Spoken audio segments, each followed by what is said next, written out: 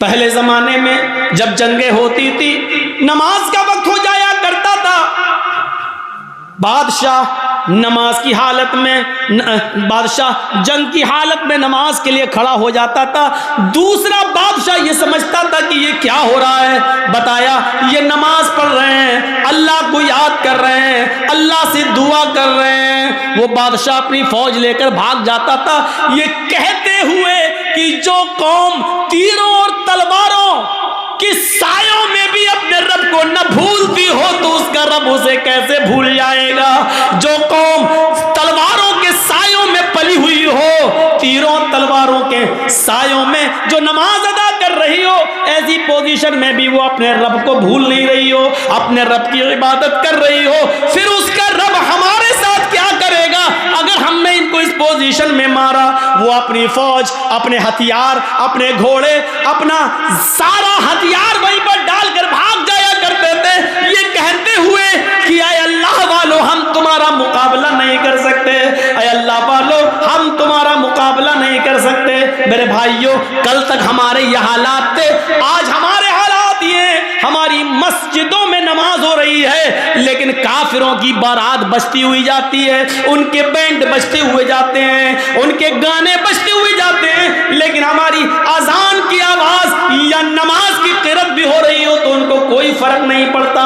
क्योंकि जब अजान और नमाज के वक्त हमने अपनी टीवियों को बंद नहीं किया है, जब हमने अपने घरों में टीवियां चलाना शुरू कर दी तो फिर काफिरों के दिलों से भी हमारा रोबो दबदबा निकल गया, काफिरों के दिलों से भी हमारा रोबो दबदबा खत्म हो गया।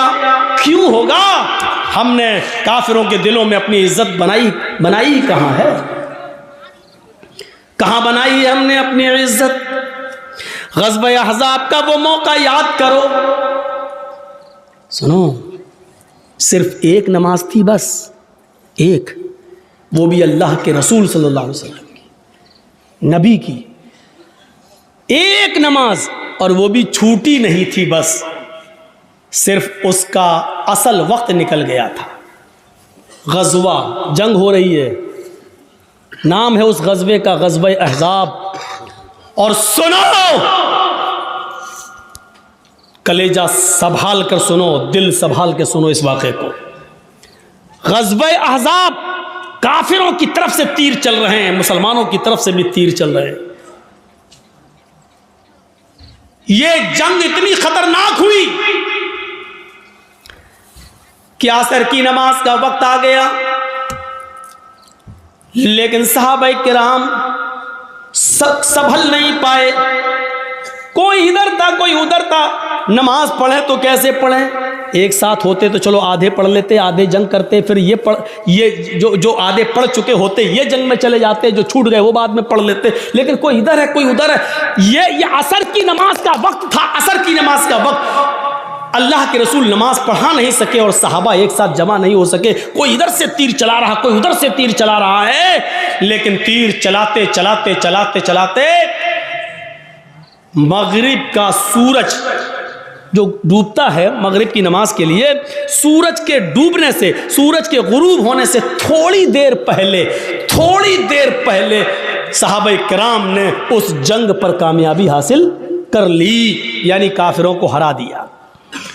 लेकिन असर की नमाज का वक्त निकल गया। सुनिए, असर की नमाज का वक्त निकल गया था। जल्दी से वहीं साहबा ने तयम्मुम किया और वुजू बना, तयम्मुम पानी तो था नहीं, जल्दी से तयम्मुम किया और नमाज पढ़ना शुरू कर दी। सूरज डूबने से, गुरूब होने से पहले पहले अल्लाह के नबी ने और सहाबा ने असर की नमाज पढ़ ली। सिर्फ वक्त निकल गया, जो पढ़ना चाहिए था पौने, हम लोगों के यहाँ कितने बजे होती है असर? आपके यहाँ कितने बजे हो रही है असर? 2:45 पर? हाँ, कहीं 3:30 पे भी हो रही होगी, हम 3:15। आपकी मस्जिद में कितने बजे हो रही है? 3:15। अब 3:15 की जगह पर कोई आदमी 5:15 पे नमाज पढ़े तो वक्त निकल गया है ना उसका, असर का। मान लीजिए 5:30 पे सूरज डूब रहा है और 5:15 पे आदमी नमाज पढ़ रहा है, तो सूरज डूबने से पहले ही तो पढ़ रहा है वो। सूरज गुरूब होने वाला है, जल्दी से अल्लाह के रसूल ने और सहाबा ने तयम्मुम किया और नमाज पढ़ ली और पढ़ने के बाद जो जुमले कहे वो सुनो, जो जुमले कहे उन काफिरों के लिए वो सुनो। मला अल्लाहु बुयूतहुम व कुबूरहुम नारा कमा हबसूना व शगलूना अनिस सलातिल वुस्ता। बुखारी शरीफ की हदीस के अल्फाज हैं।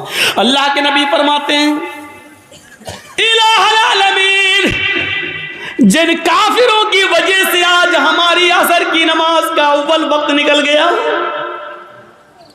आय अल्लाह, जिन काफिरों की वजह से आज मेरी असर की नमाज का असली वक्त निकल गया, वक्त पर हम नमाज नहीं पढ़ सके, सूरज डूबने से पहले आज हमने असर की नमाज पढ़ी, इसके जिम्मेदार ये काफिर हैं, ये जंग करने वाले, इनकी वजह से मेरी असर की नमाज का वक्त निकला है।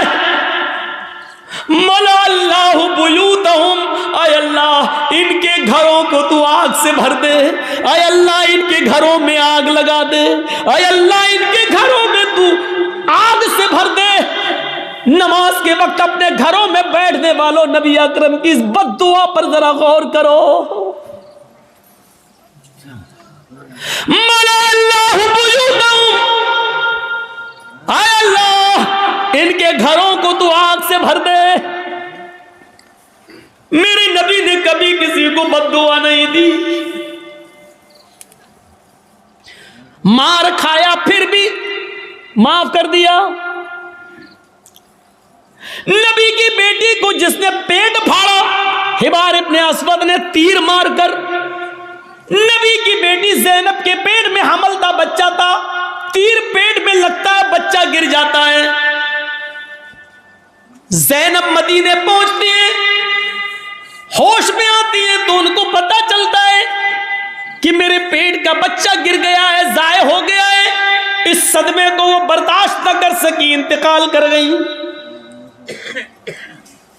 10 साल के बाद जब हिबार इब्ने अस्वद सामने आया और मदीने में अल्लाह के नबी से माफी मांगने लगा कि मुझे माफ कर दो, मैं भी मुजरिम हूं और आपकी बेटी का कातिल हूं।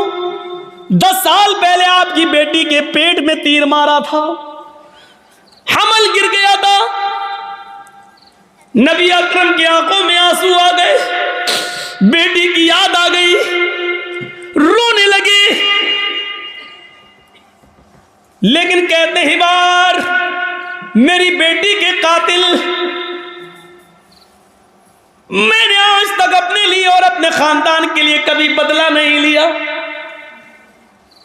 आज तूने माफी मांगी, जा, मैंने तुझे भी माफ कर दिया, जा जा जा हिबार, मेरी बेटी के कातिल, मैंने अपनी बेटी के कत्ल का खून माफ कर दिया।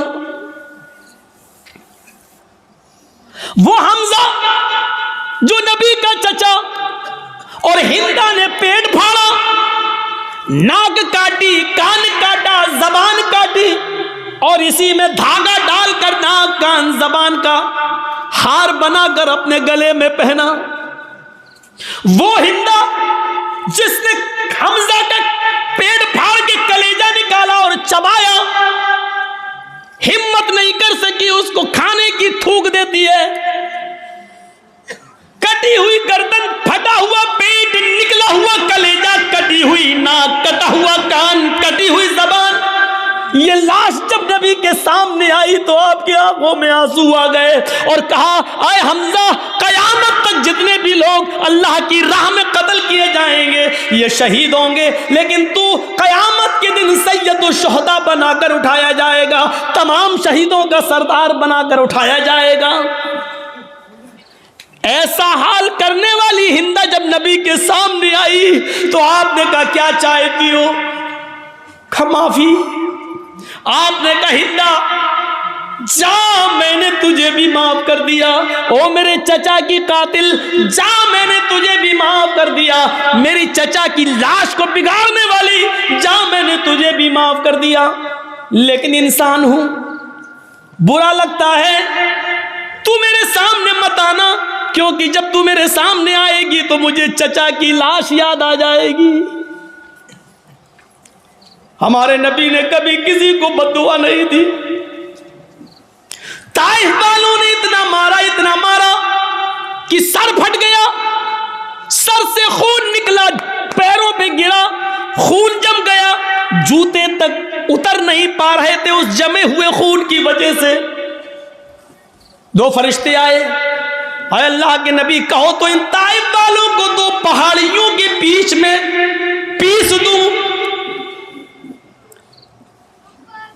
मैं जब गया था हज के उम्रे के लिए तो मेरे वहाँ बहुत प्रोग्राम कराए गए थे, जिद्दा में हुए, दम्माम में हुए और मक्के में हुए, मदीने में हुए।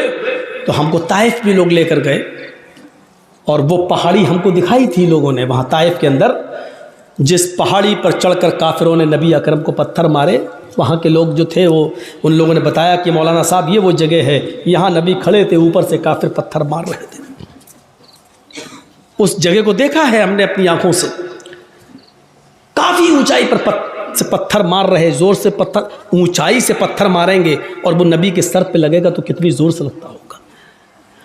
फरिश्ते मौजूद, वो दोनों पहाड़ी जिसके बीच में ताइफ बसा हुआ है, अगर इस पहाड़ी को यहां से लाया जाए, उस पहाड़ी को यहां से लाया जाए, दोनों को मिलाया जाए तो इस पहाड़ी के बीच में जितने लोग रहते हैं कब पिस के सुरमा बन जाए कुछ नहीं कहा जा सकता। फरिश्तों ने कहा आप कहिए तो इन ताइफ वालों को इस दोनों पहाड़ियों के बीच में लाकर पीस दें, इनको कुचल दें, इनको ख़त्म कर दें, इनको बर्बाद कर दें। तो अल्लाह के रसूल ने क्या कहा? नहीं। फरिश्तों ने दोबारा कहा तो अल्लाह के नबी ने फरमाया अल्लाहुम्मा हद कौमी फइन्नहुम ला यअलमून। आए फरिश्तों, नहीं नहीं, इनको मारो नहीं, अल्लाह इनको हिदायत देगा और इंशाअल्लाह इनकी पुश्त से आने वाली नस्लें मुसलमान होंगी, इनकी नस्लें कलमा पढ़ने वाली होंगी, मुझे नबी मानने वाली होंगी। आए अल्लाह तू इनको हिदायत दे, ये मुझे जानती नहीं है कि मैं कौन हूं। आपने उस मौके पर भी बदला नहीं लिया। देख रहे हैं आप, बेटी के कातिल को माफ कर रहे हैं, बदला नहीं ले रहे हैं, हिंदा को माफ कर रहे हैं, इंतकाम नहीं ले रहे हैं। ताइफ में पत्थर खाने के बावजूद फरिश्ते पत्थरों का ताइफ वालों को पीसना चाहते हैं, लेकिन नबी इंतकाम नहीं ले रहे हैं। कह रहे हैं अल्लाह तू इनको हिदायत दे।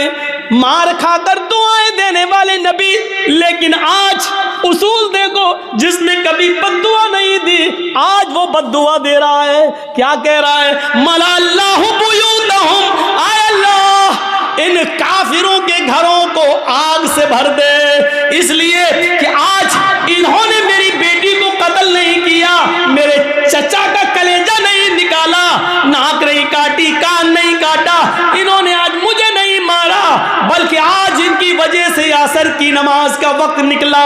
गौर करो, बेटी को मारा तो उसको माफ कर दिया, चचा का कलेजा निकाल के खाने वाली को माफ कर दिया, लेकिन जिनकी वजह से असर की नमाज छूट गई, वक्त पर नहीं पढ़ सके, उनको माफ नहीं कर रहे। अल्लाह के नबी कह रहे हैं मला अल्लाहु बुयूतहुम, और अल्लाह इनके घरों को तू आग से भर दे। और जब ये मर जाए आग में, और जब इनकी कब्रों, जब इनको दफन किया जाए कब्रों में, तो कुबूरहुम, अय अल्लाह मरने के बाद भी इनको बख्शना नहीं, इनकी कब्रों में भी आग लगा देना। कितनी डेंजर बद्दुआ है। अंदाज़ा लगाओ, नमाज जिनकी वजह से छूट रही है वो भी सोचें। जर्जी साहब नमाज पढ़ते हैं, नमाज का वक्त हो रहा है, मस्जिद में जा रहे हैं, और आप नमाज के वक्त में अपने घर में नाश्ता कराने ले जा रहे हैं, तो इसका मतलब यह है कि आपकी वजह से नमाज छूट रही है, आप सबब बन रहे हैं। या तो नमाज से इतना पहले नाश्ता कराना चाहिए था कि अजान के फौरन बाद नमाज पढ़ी जा सके, या फिर नमाज के बाद आपको नाश्ता कराना चाहिए था। आप ऐसे मौके पर क्यों ले जा रहे हैं? ये ज़हन गौर करिएगा, गौर करिएगा। वो जंग हो रही है, अल्लाह सबब मत बनिए किसी का। आप खुद नमाज पढ़ने रहे, दूसरे की भी नमाज छुड़वा रहे हैं आप, ये एक और गुनाह है। काफिर तो वैसे ही जहन्नमी है, लेकिन अल्लाह के रसूल सल्लल्लाहु अलैहि वसल्लम क्या कह रहे हैं? अल्लाह इनके घरों को आग से भर दे, और मरने के बाद जब ये कब्र में दफन हो तो इनकी कब्रों को भी तू आग से भर दे। कमा हबसूना व शगलूना अनिस सलातिल वुस्ता, क्योंकि आज इनकी वजह से मेरी असर की नमाज छूट गई। ओफो, एक वक्त की नमाज, और वो भी छूटी नहीं, पढ़ ली। मगरिब के बाद नहीं पढ़ रहे हैं, मगरिब से पहले ही पढ़ रहे हैं, लेकिन असल वक्त निकल जाने की वजह से अब हम अंदाज़ा लगाएं हम कहाँ खड़े हैं। मौलाना जर्जी साहब, आप चाहे कितना बोल लो नमाज के ऊपर, सुबह फजर की नमाज में हम फिर नहीं आएंगे, घर में सोते रहेंगे। हम तो बड़े बाप के बेटे हैं, हमारे ऊपर तो किसी की तक़रीरों का असर नहीं हुआ। 80-90 साल के बुज़ुर्ग उलमा आए, उनकी नहीं मानी, तुम तो कल के लौंडे, तुम्हारी क्या सुनेंगे? तुम्हारे जैसे 336 मौलवी रोज़ बोलते हैं, किसी की नहीं सुनी हमने, तुम्हारी क्या सुनेंगे? इस तकरीर के ख़त्म होने के बाद फिर भी फजर की नमाज में अगर हमने जमात के साथ नमाज नहीं पढ़ी तो लिख लो, आप अपने जलसा कराने में नाकाम हो गए। सोच लो, आपको कोई कामयाबी नहीं मिली जलसा कराने की। अगर तकरीरों से ईमान में ताजगी पैदा ना हो, मस्जिदों में नमाजियों की तादाद न बढ़े, तो बेकार हैं ऐसे जलसे।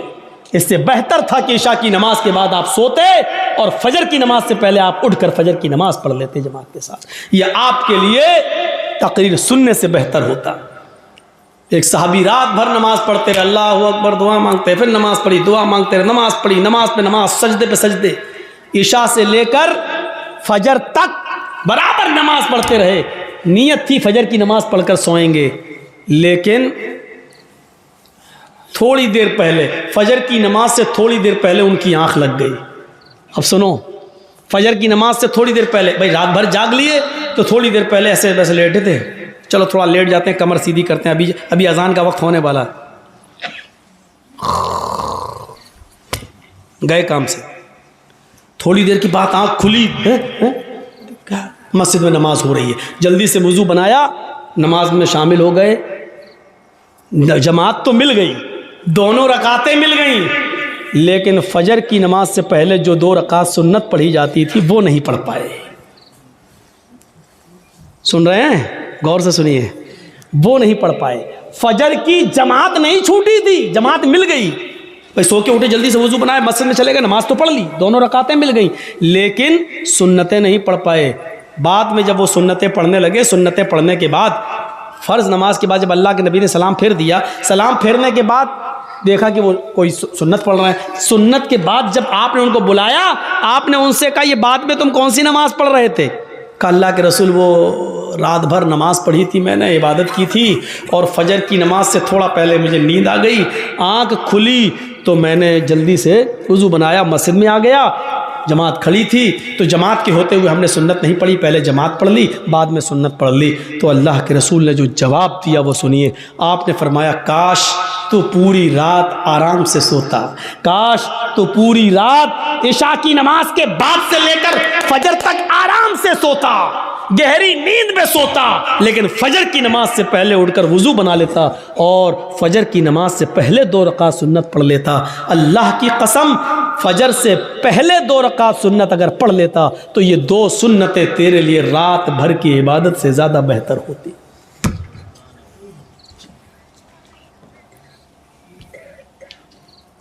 फजर की नमाज से पहले 2 रकात सुन्नत तुम्हारी रात भर की इबादत से ज़्यादा बेहतर होती। क्यों जागे तुम रात भर? यानी ऐसी इबादत से क्या फ़ायदा कि जलसा सुनो 12 बजे तक, 1 बजे तक, और सोते सोते 2 बज जाए, और फजर की नमाज में जब आप उठ ना सके और मस्जिद में ना जा सकें, तो ऐसे जलसों से क्या फ़ायदा? ये बंद होने चाहिए ड्रामे। हाँ, मैं इसको ड्रामा कहता हूँ। जो जलसे लोगों को नमाजी ना बना सके वो ड्रामा है। जो तकरीरें लोगों के दिलों में ईमान ताज़ा ना कर सके वो नौटंकियां हैं।